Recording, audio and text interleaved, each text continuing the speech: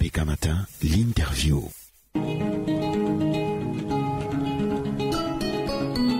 Bonjour Guy Hervé Awala et bienvenue sur ABK Matin. Bonjour à tous les fidèles auditeurs de ABK Radio qui sont au Cameroun ou hors du pays.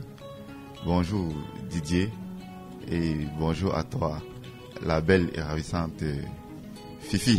Merci. Comment tu sais qu'elle est belle et ravissante? Ah Didier, toi aussi. Tu sais que je vois avec les yeux du cœur. Je lui poserai toujours cette question. Je l'ai toujours charrié comme ça.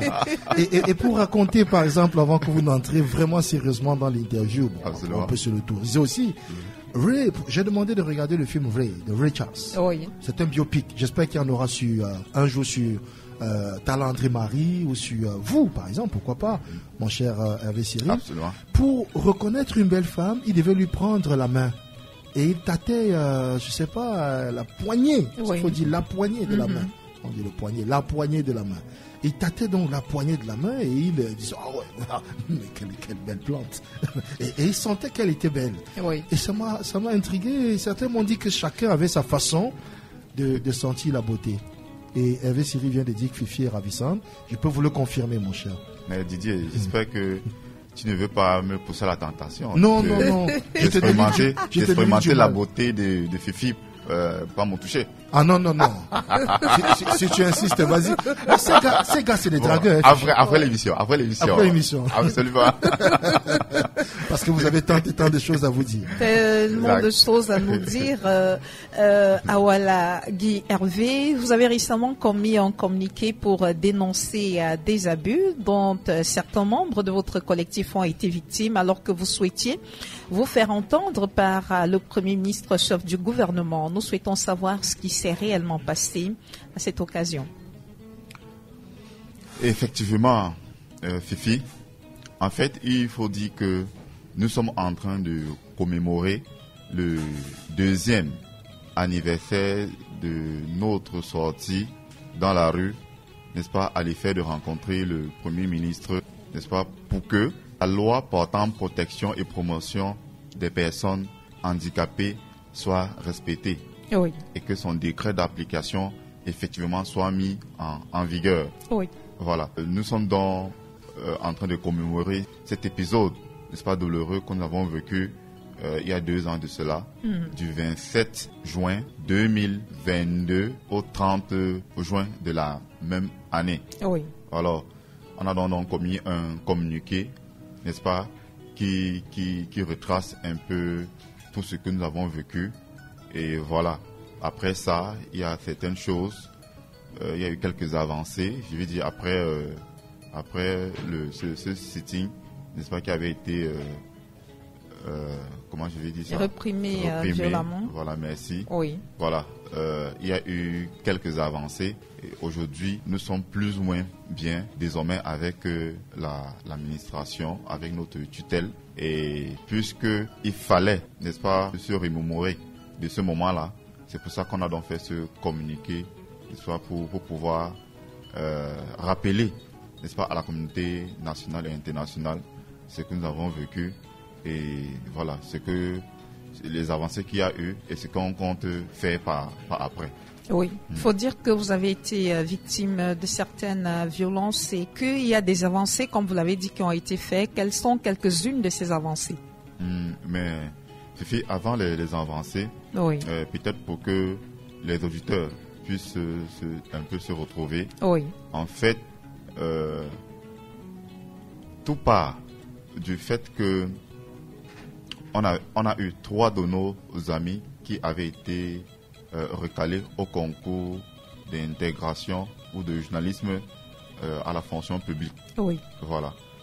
Donc, il y a la loi du 13 avril 2010, n'est-ce pas, qui stipule qu'à compétence égale, que les personnes handicapées soient prioritaires.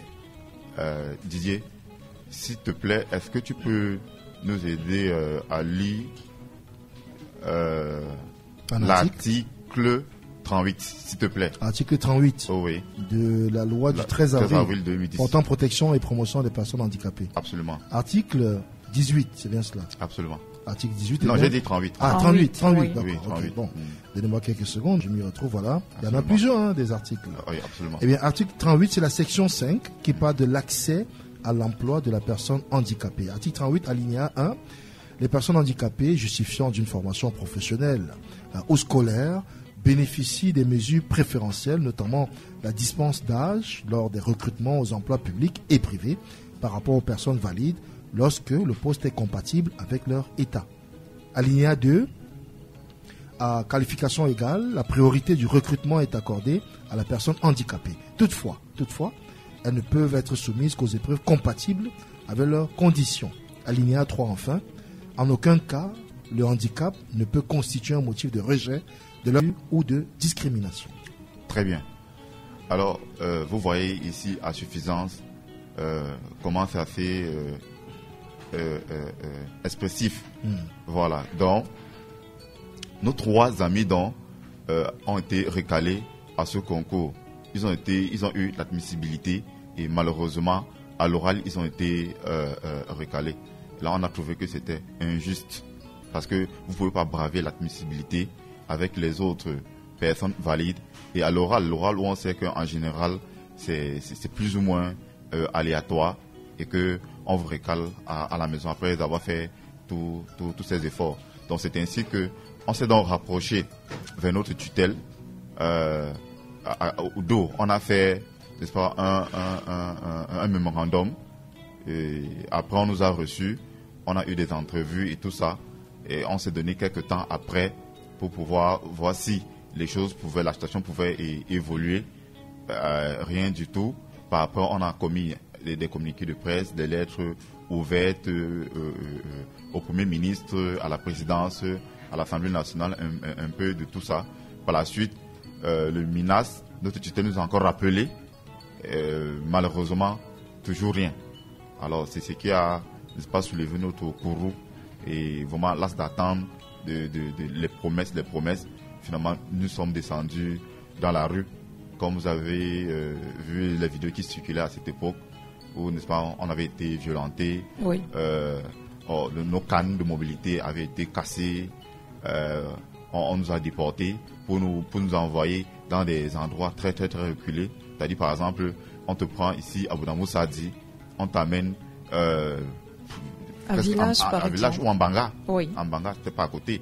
En Banga, à Lac-Selou, où vous ne pouvez pas avoir de possibilité, les non-voyants, de rentrer tout seul. Comme ça, là. C'était vraiment compliqué, c'était vraiment difficile. Oui. Mais, on dit que c'est un triste souvenir aujourd'hui. Grâce à cela, il y a eu beaucoup d'avancées. Pour revenir à ta question, il y a eu beaucoup d'avancées. Désormais, l'administration nous considère et permet, n'est-ce pas, qu'on puisse échanger avec elle. Oui. Voilà. Donc, entre autres, comme petite avancée, nous avons eu quelques financements des projets des personnes handicapées. Alors, et d'ailleurs, ces handicapés sont sur le terrain, elles exercent naturellement et ça nous rend fiers de savoir qu'à partir de cette activité, elles peuvent avoir un 5 francs qui leur permettent de manger quelque chose et de nourrir leur famille. On a eu quelques non-voyants qui ont été recrutés comme journalistes, absolument, dans quelques médias de la place. Voilà. Et quelques non-voyants aussi qui ont eu accès à l'école normale, à l'ENAM et bien d'autres. Mais sauf que, je tiens à préciser que ce qui a été fait déjà, c'est bien. On remercie l'État, on remercie notre tutelle pour cela, d'avoir compris notre cri de cœur. Mais sauf qu'on estime que sur plus de 2 à 3 millions de personnes handicapées, ceux qu'on a pu sortir du chômage aujourd'hui, c'est comme une goutte d'eau, n'est-ce pas, dans un océan. C'est pour ça qu'on voudrait donc supplier, n'est-ce pas, l'État de faire des efforts, n'est-ce pas, pour que nos revendications principales soient prises en compte. Avez-vous des domaines précis où vous souhaitez voir certaines améliorations bien précises être faites? Bon, nos principales revendications, donc, puisque c'est ce qui nous accroche au cœur présentement, en fait, c'est que nous voulons un fonds de financement des projets des personnes handicapées par l'État. Par exemple, l'État peut décider, je dis n'importe quoi, de mettre un fonds, peut-être de 50 milliards ou de 100 milliards, pour financer les projets uniquement des personnes handicapées. Hein, justement, qu'on nous attribue dans des spécialistes, des professionnels qui nous accompagnent en montage de projets. Oui. Et voilà, jusqu'à ce qu'on nous installe. On peut, un peu comme dans le cadre du plan Trinna Jeune, hein, vous voyez, donc c'est une proposition qu'on est en train de faire à l'État pour toucher une masse de personnes handicapées. Vous voyez un peu. Oui. Voilà. Par la suite, on sollicite un recrutement spécial à la fonction publique. Comme je vous ai dit tout à l'heure, en réalité, depuis plusieurs années, nous sommes victimes d'injustice du fait que la loi du 13 avril 2010 n'est pas respectée. Alors, nous sommes à chaque fois recalés et Dieu seul sait combien de personnes handicapées ont été recalées injustement. Pourtant, elles sont compétentes. Alors, pour rectifier le tir, pour permettre peut-être de réparer le tort dont on a été victime depuis ces longues années, c'est pour ça qu'on sollicite un recrutement spécial qui va permettre de ponger, n'est-ce pas, une bonne masse de personnes handicapées compétentes dans le chômage et qui pourront désormais être en situation de travail. Dernier lieu, nous sollicitons une pension d'invalidité pour les personnes handicapées. Oui. La pension d'invalidité ici, là, ça sera pour celles des personnes handicapées qui n'ont pas la possibilité de travailler ou de mener une activité. Donc du coup, on a des personnes âgées là de presque 60 ans, voire 65 ans, voire plus, qui n'ont jamais su faire quelque chose. Aujourd'hui, si un fonds, je veux dire une pension d'invalidité comme celle-là est octroyée, voilà, ça va quand même leur permettre plus ou moins de se prendre en charge. Et voilà, je crois que voilà, hein, en somme, ce que nous sommes, enfin, ce que nous attendons encore de l'État. Et on sait que qui dit merci en demande encore. Oui. Voilà. Donc c'est pour ça que, en plus de commémorer, pardon, j'y arrive. Commémorer, J'y arrive, merci. Cette journée que désormais on voudra même, dédier ça comme une journée nationale des personnes non-voyantes au Cameroun. Pourquoi on n'est plus seulement le 3 décembre pour parler des personnes handicapées une fois, oubliées et attendre encore l'année prochaine, qu'à chaque fois qu'une journée comme celle-ci et bien d'autres actions que nous allons initier va permettre de pouvoir sensibiliser la population, sensibiliser l'État, les entreprises publiques, parapubliques, privées, n'est-ce pas, sur la loi du 13 avril 2010. D'ailleurs même, je voudrais embrayer pour dire que les entreprises qui, en réalité, refusent de recruter les personnes handicapées pour des raisons pas très commodes, la loi a prévu des sanctions. Didier, s'il te plaît, tu peux lire l'article 45 à 46, s'il te plaît. Article 45 à 46. À 46, oui. D'accord, ok. En 5 secondes, j'espère pouvoir me retrouver. C'est vrai que j'avais ouvert un autre document que je croyais qu'on exploiterait. Oui. C'est la preuve que vous êtes prêts. Hein. Ils sont venus vraiment avec beaucoup d'articles. Article 46. 5 d'abord. 45 d'abord. Oui. 45 à 46. Ok, très bien. J'y suis à l'instant. Chapitre 6 des dispositions pénales. Article 45. Sont punis d'un emprisonnement de 3 à 6 mois et d'une amende de 100 000 francs CFA à 1 million de francs CFA ou de l'une des deux peines seulement, les responsables d'établissements scolaires, professionnels et universitaires, les employeurs ou dirigeants d'entreprises qui font une discrimination dans l'admission, le recrutement ou la rémunération des personnes handicapées. Article 46 est puni des peines prévues à l'article 242 du Code pénal. Quiconque refuse de fournir une prestation due à une personne handicapée conformément à la présente loi et au texte d'application. Très bien Didier, merci beaucoup.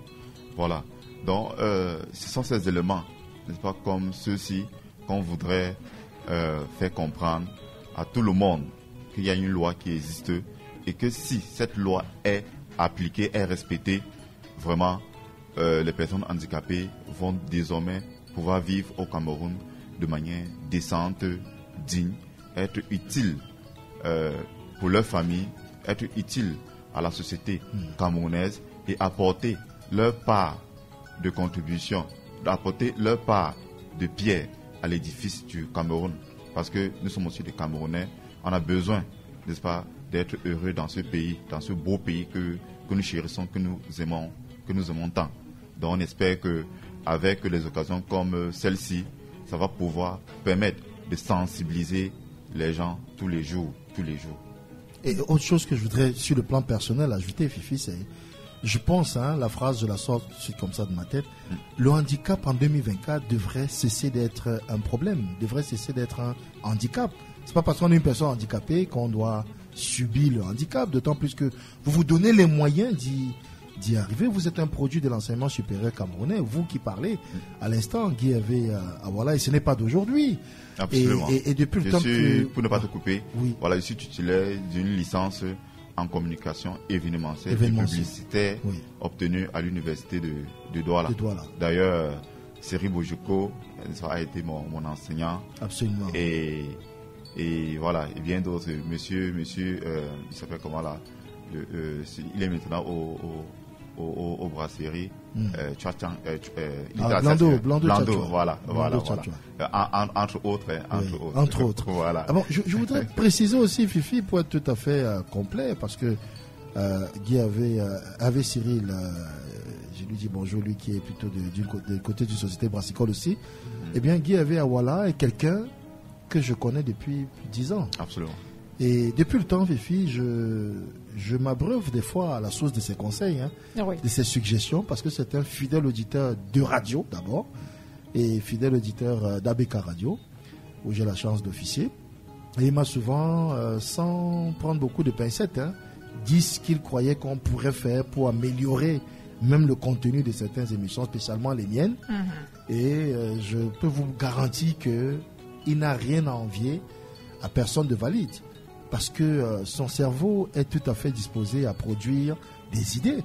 Ce sont des gens comme nous, ce sont des personnes à part entière, les personnes dites handicapées, parce que peut-être qu'il faut même trouver un autre terme à ces expressions. Je ne sais pas, une personne handicapée tout le temps, ça me pose un petit problème, Fifi. Bon, de plus en plus, on parle des personnes différentes. Différentes, voilà, oui, des personnes différentes, parce que handicapé, il part déjà avec un handicap. Oui. On est d'accord là-dessus. Oui. Voilà, et il faudra toujours qu'ils se battent pour se mettre à niveau, pour être comme les autres, pour se faire accepter, avant de se battre encore pour dépasser les autres, parce qu'ils ont le droit de vouloir se surpasser eux-mêmes. Oui. Donc, personnellement, je vous dis, ne lâchez pas le combat. Ça fait longtemps que ça dure. J'en ai vu d'autres qui étaient avec vous et qui sont appelés à faire valoir leur talent ailleurs. Par exemple, Maître Mbok.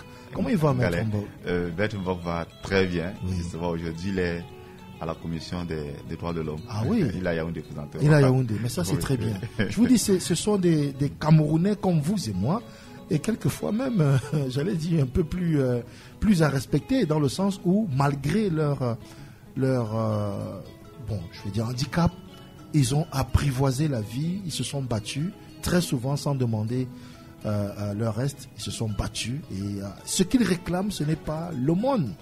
On ne va pas leur demander de prendre une sébile et de se mettre en bordure de route comme le font certains paresseux.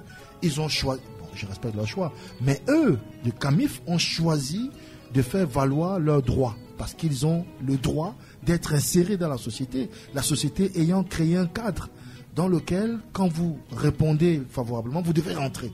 Ils ont fait des études, tous ceux qui sont dans ce cercle-là, Fifi, ont fait des études et devraient pouvoir jouir des retombées que leurs études leur disposent à avoir. Tout à fait. Voilà, en termes d'insertion, en termes d'avantages, en termes de tout ce à quoi ont droit les personnes dites valides.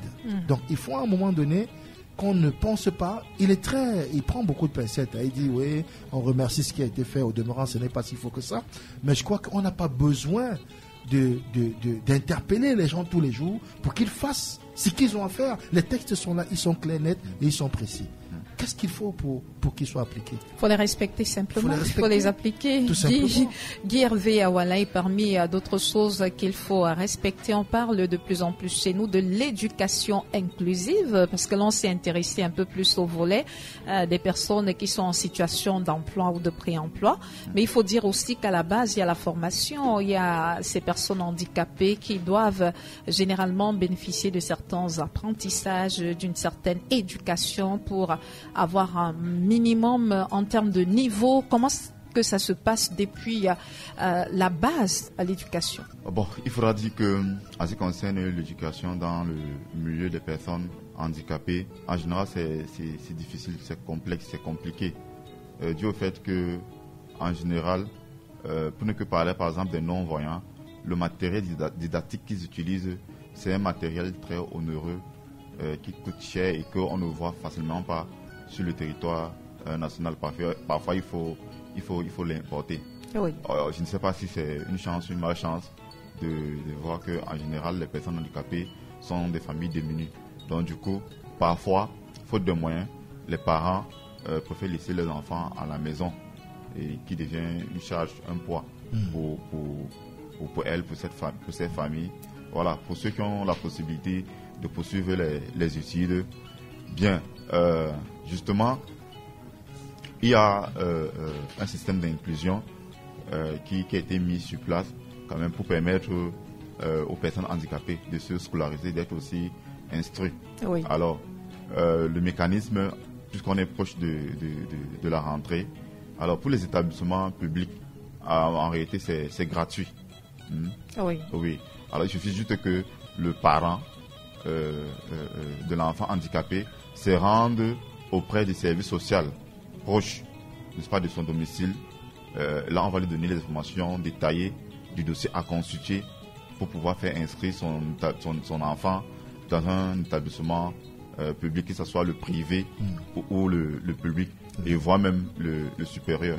Ah oui. Bon, là, quand même, on peut quand même tirer un coup de chapeau à l'État là-dessus, parce que oui, c'est vrai que le combat n'est pas encore terminé, mais jusqu'ici, voilà, certaines personnes handicapées parviennent à bénéficier de cet avantage-là.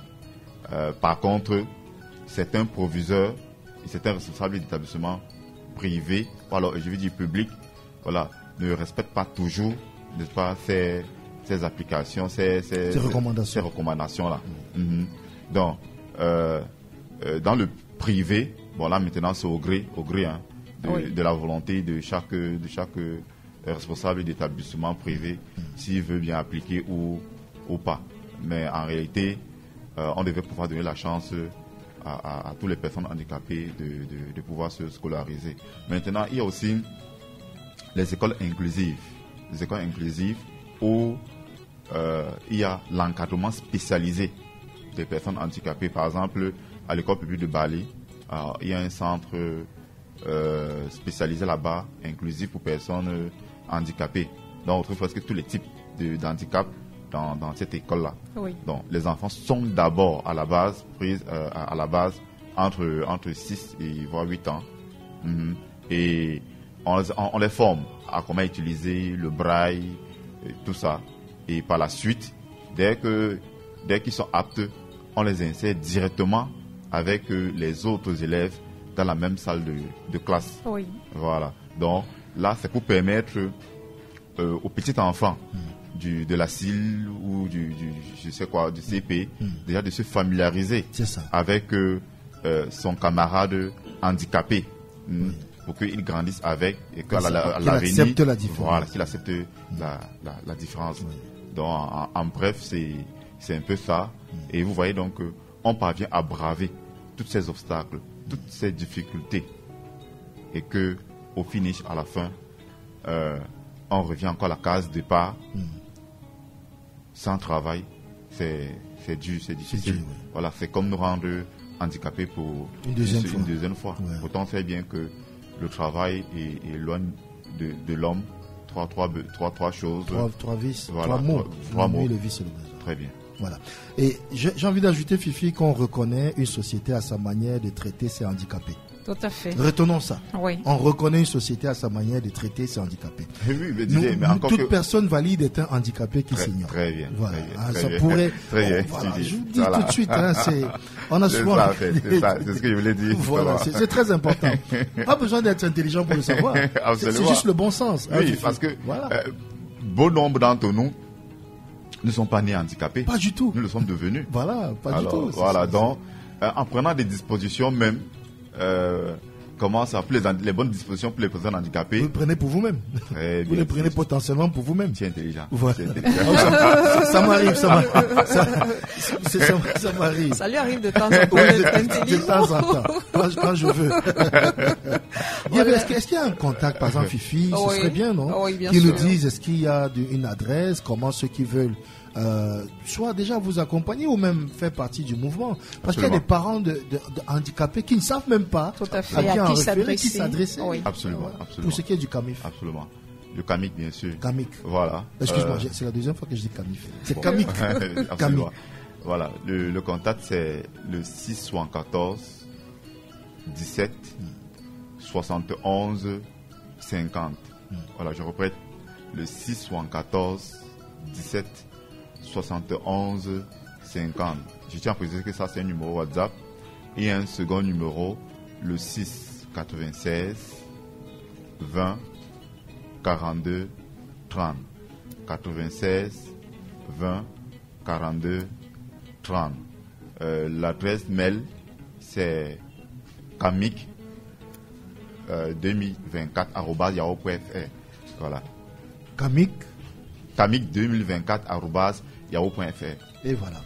On vous dit merci Guy d'être venu par ici ce matin, Fifi. Et on le passe à un petit trivia. Après, il donnera son mot de la fin. Ah, oui. ok. Son mot de la fin. Après ça. Okay. Là, c'est un handicapé visuel qui chantait. Il s'agit de... Richard. Voilà, bravo Richard. Bravo Richard. Bravo, un point pour lui, il joue tout seul, hein, Fifi. Moi, je m'aventurerai pas. Il est censé les connaître tous. Oui, on reçoit ce matin Guy Hervé qui est l'invité de Sidonie Efficace. Merci Guy Hervé Awala d'être passé par ici. Merci, c'est moi qui vous remercie pour à chaque fois l'opportunité que vous nous accordez à venir communiquer sur nos activités, sur tout ce qui concerne les non-voyants et les personnes handicapées. Donc, si vous permettez, pour chuter, je voudrais que les auditeurs à la maison et que même vous ici en studio, que vous fermez les yeux, ne serait-ce que pour 30 secondes ou 1 minute, et que vous essayez de marcher ou alors de faire quelque chose en fermant les yeux, pour vous mettre un peu dans la peau de ces personnes non-voyantes, pour voir la difficulté qu'ils parcourent au quotidien, les difficultés qu'ils vivent au quotidien et qu'ils bravent toutes ces difficultés-là pour être demain utiles dans la société. Et que malheureusement, du fait que les lois ne sont pas appliquées, se retrouvent encore pour une charge pour la société. Pourtant, nous, on veut être utile pour notre société, on veut apporter notre part de contribution au développement de ce pays. C'est difficile. Mais on croit Dieu qu'on fait que un jour, à force d'en parler, en force de militer, cela va changer. Donc on veut donc interpeller de nouveau l'État, les collectivités territoriales et la société civile, n'est-ce pas, à faire tout et tout pour que que les personnes handicapées aient un lendemain meilleur au Cameroun. Merci beaucoup. Merci beaucoup, Guy Hervé. Et comme dirait André-Marie Talassi Kati, Dieu ne dort pas, il faut le savoir.